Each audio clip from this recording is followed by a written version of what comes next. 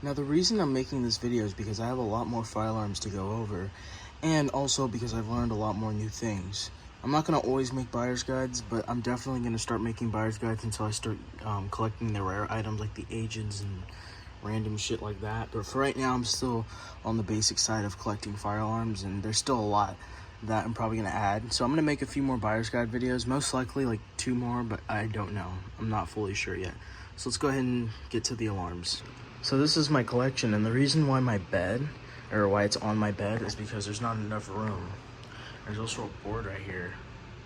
Board system test. So it looks like there's tons of options here. I'm going to help you decipher from those options. But first, let me give the #1 biggest advice, and that's just to pick whatever fire alarm you really like. I say this because there's a lot of fire alarms people would recommend on their channel, and they're like, oh, well, I don't like that alarm. I want to get something else. So pick whatever fire alarm you want to pick. The whole purpose of this video is to kind of decide, and also for rarity, how much these cost, what I recommend. But of course, you don't have to take my recommendations because, you know, you can pretty much get anything. You can get stuff for free, and it's really cool. So I'm just going to go over what I have and what I recommend. Again, this is my personal opinion, and I'm still new to the community, so I don't know a lot.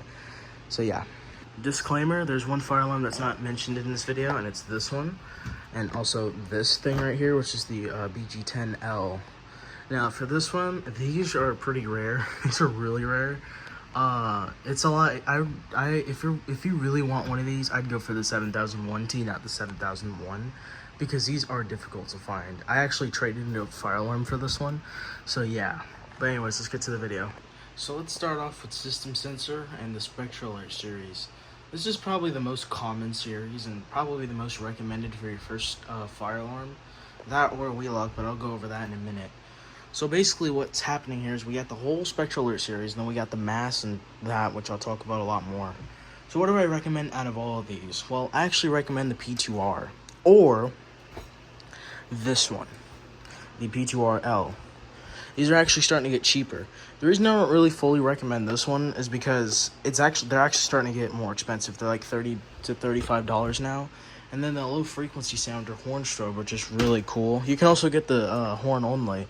But I mainly recommend this because it's really simple. It's beginner friendly, I should really say. It has a mounting bracket, which is really nice. So when you want to wire up a fire alarm, you can just put this on, wire it up, and then just slap the the Spectral Alert Advance back on. Unfortunately, though, you can't do coding options with it because it has delay set on it. This one doesn't, and that's the only reason why I like that one. The new Advance and L series, they have a built-in delay, while this one doesn't. So I still recommend this though because it's pretty loud, it's cool, and it's the most common, and it's also cheap. This one's just more expensive, but if you really want to get it, go ahead. These are definitely a quieter option if you put it on low volume, especially on low volume. It's a really nice alarm, but I do recommend, I almost hit my 4030. Anyways, I do recommend this one. These two you can get as an option if you really want to. There's nothing different about them. They're just a lot more expensive, and I'm going off price, so let's move on. Alright, so here we got the masses, but before we talk about the masses, let's talk about this right here. So the reason I intentionally put a speaker strobe in this video is because I wanted to talk about those.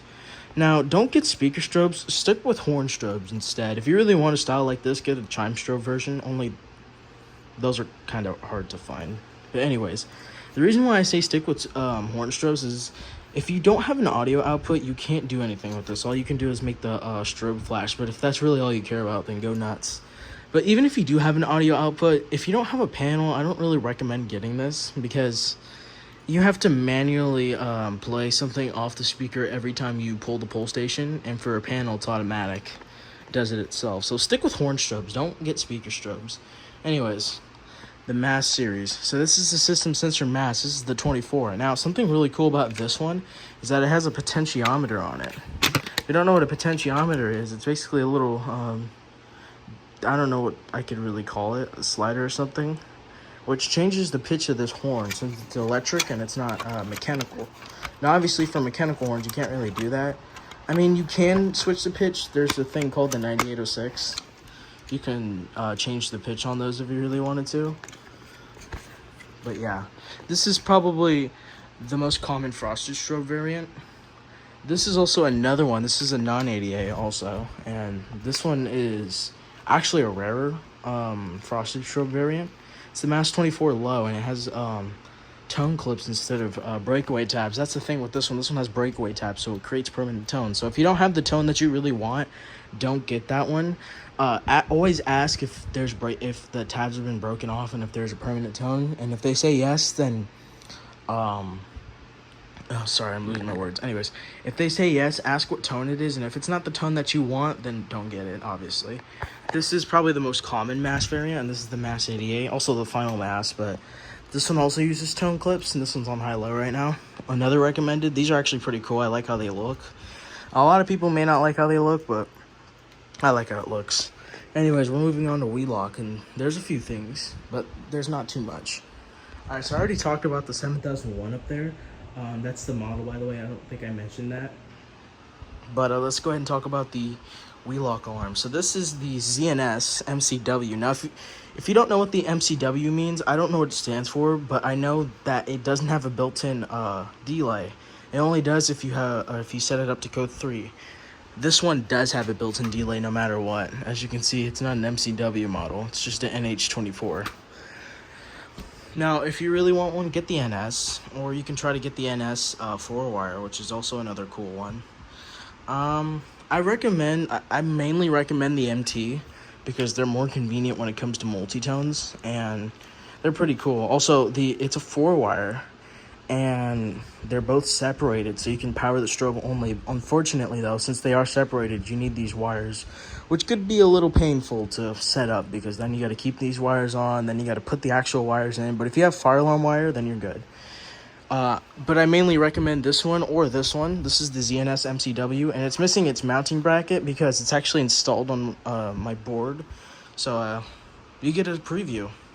And yeah, there's also a pull station on my board. I forgot to mention that, but I didn't want to take it off because it was held a wire. So yeah, this is you see a mass notification appliance. I already said a lot about the speaker strobes and what you should worry about. But if you want, you can go for mass notification. It's just, here's one catch. Most mass notifications, or especially alerts, they're mostly speaker strobes because they're mass notification. You can't just, most companies think, well, why the hell? Also, I forgot to put that in my Simplex. I'll mention that later. Anyways, people are going to be like, why the hell was there a horn sounding? And then you don't know what the hell's going on. So that's why speaker strobes are the main thing for mass notification appliances. But anyways, let's go ahead and talk about the older WeLock devices. First off, let's talk about the mechanical horns. So this is the WeLock 34T. As you can see, it's a DC. It's a 34T-24 DC. This is probably the most common out of these three. Or actually, these two are both common, but this one's a DC variant. And the reason I say, I'm gonna move my chair. The reason I say this is the most common DC variant is because there's this one. This is the 34T or 31T-115. This is an AC horn. I'll show you the difference between these two. You can tell now. But anyways, these are definitely the more safer AC horns. It's just the problem with AC is that you need a cable. You can't just straight up you can't just straight up connect it to batteries, which is kind of obvious. AC power is required by wall power. So if you don't have a cable, don't get this. But if you do have a cable, I recommend that for your first AC horn because those are probably more safer because they have terminals, making it hard to ground. Now this one right here is the WeLock 7002T. This is the horn strobe variant, and I talked about the 7002T and 34T inflation. As you can see, these have gotten a lot more expensive for no fucking reason. I don't know why. I actually got this off eBay for $30. It's surprising coming from fucking eBay, but anyways, this is the Wheelock Bell. Now there's also a Bell strobe, but these are also pretty uncommon, especially the Fenwall rebrand. I haven't really seen these a lot, and I tried to look it up, but it didn't show up. I don't know what model this is. It's definitely a Wheelock, though, you can tell. It's a... focus. It's a MB G6 24R. I don't know the Wheelock Bell model because that's the only Bell I have. But anyways, let's go ahead and move on to Simplex. Oh boy, there's a lot you need to know about Simplex. Oh my goodness. Yeah, there's a lot you need to know about Simplex. Let's go ahead and get started. So where do I even begin? Okay, anyways, these are the whatchamacallit, the 4903 is probably the most popular, and also Simplex's first horn strobe. As you can tell, it is the first horn strobe. This is the 9202. This is actually more rarer than the rest of the 4903s. Now, here's the problem with the 4903s, and this is where we get to this thing called Smart Sync. Now, I don't have a True Alert with me, but there's an addressable True Alert that's 2-wire that also has Smart Sync. Don't get those. I'd say stay away from True Alerts in general. The only ones I would recommend if you really want to get a True Alert is a 4903, 9425, or 9426, which I actually traded away, so it's not here anymore. But here's the thing with these. Now, this is a mechanical horn, and 9 times out of 10, your mechanical horn version isn't going to have, or 10 times out of 10, it's not going to be Smart Sync, so don't worry. So what is Smart Sync? Well, the strobe only fires once every time you power it, because those horn strobes or strobes are meant to be powered on a panel. Now, for these ones, you don't need a module. The reason I say that is because, again, the strobe still fires, but what the strobe does is that it fires to match with the code. So it fires after code, so when you do march time, this thing will fire every time. Because what panels do is that they cut the power to the the horn. But for Smart Sync, for horn strobe, since it's 2-wire, they do it like that, and it flashes with the coding option, which is pretty cool. But if you don't have a panel, this can be problematic. Now, this is a fucking combination, but this is a 2901 983, which is actually kind of faded, and Gentex strobe plate. I don't remember the model, but this is a Simplex rebrand. As you can see, they look very similar. Alright, moving on. Alright, so we have the Simplex 2903. It's probably the more popular variant, so I'll show you. Hopefully it's not wired onto my horn. Ugh. Get out. Anyways, this is the Simplex 2903 9001. This is a light plate. Now, there's a strobe plate called the Simplex 2903 and 9101. Now, here's the thing with these light and strobe plates. I'll try to put this back together as we speak. The strobe plates, for some reason, they're like $100 on eBay. Now, if you're a fucking genius, you'll know that's fucking overpriced. These tend to go for cheaper for some fucking reason. Better yet, the combination of a horn and the light plate are actually cheaper, but these are rarer. This is the light plate. I don't know why these are rarer, but they're cheaper. It's just so fucking weird. eBay is weird. But yeah, these are really rare, so if you find one, definitely get one. Alright, next we'll talk about the 4050 before we talk about this. So this is a 4050 120 volts AC, so this is actually pretty rare. Now, here's the thing with this. Don't get this. Now, if you really want a horn that has this design, I would just go scavenge for a 4051, but if you really want a 4050, get the low voltage version and get a transformer. It's more worth it. These things are kind of dangerous, and since it's literally just open wires, you could ground it, and it's really scary. I short-circuited that, actually, for doing that, for grounding it. But anyways, let's go ahead and talk about the strobe plate on it. So this is the Simplex 4903 9101, and this is actually a pretty common strobe plate now. They're not as rare as they used to be, and they're really cool strobe plates, but if you can find one, definitely get one, because they are nice. Alright, let's move on to this one. This is the Simplex 4030. Now, here's the thing with the 4030. These are a lot more safer than these for some reason. But this has a protective layer on it, as you can see right there, and it makes it very hard to ground. Now, this thing is really loud, and if you want to plug it in straight to the wall, you'd have to get the high voltage one, the 115 or 120. But here's the thing with these tend to go for a lot on eBay, so I wouldn't really recommend this, but if you really want one, definitely get one. They're pretty cool, and they're just interesting. Alright, let's go ahead and move on to Gentex, because I forgot to mention Gentex. Alright, so here's probably the most common type of Gentex, and this is the Commander series. Now, the Commander 1, Commander 2, and the Commander 3, those are common. The Commander 4 is also common.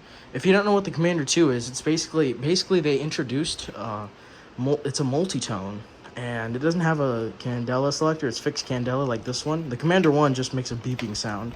Commander 2 has a bunch of tones, has a bigger horn, as you can see.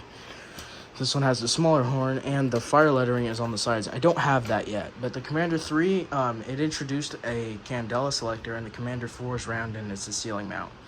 And here's this one. This is the Gentex GXS. This is the remote strobe, and these are pretty common. Definitely get it if you have this one. This one has a reflector on it, and it's brighter, and they also flash quicker. Unlike the original one. Also, they have terminals, unlike the original one, which I actually took that off to put on my Classic down there, because I literally never used this thing. And then the GOS. This is probably the more common one in the, I don't know what the hell to call it in the series, but it's multi-tone. It sounds a lot like the System Sensor Mass. They actually use these little things, and that's actually where the Gentex parts came from. I had to use the Gentex for the parts. Alright, let's go ahead and move on to the last ones. This is the Edwards 892. Now, I recommend this one over the 895 because I don't really like how the 895 sounds.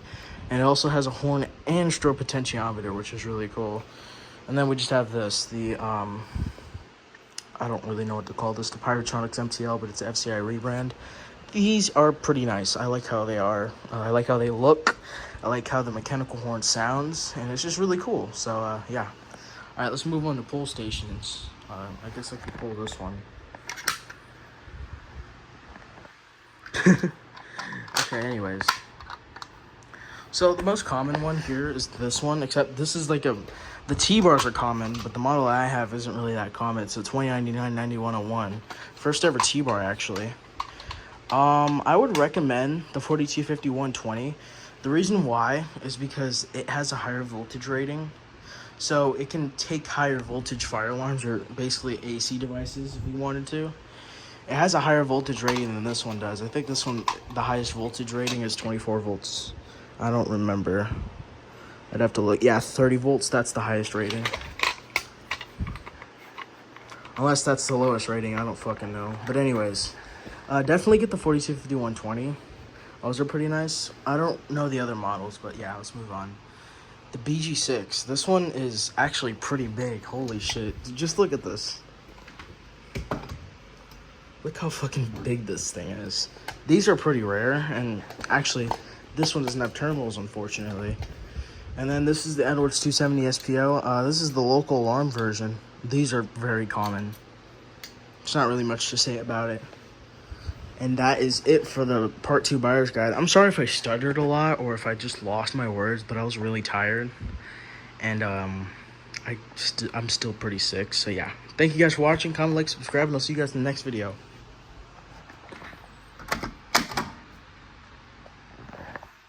What the fuck? Fuck.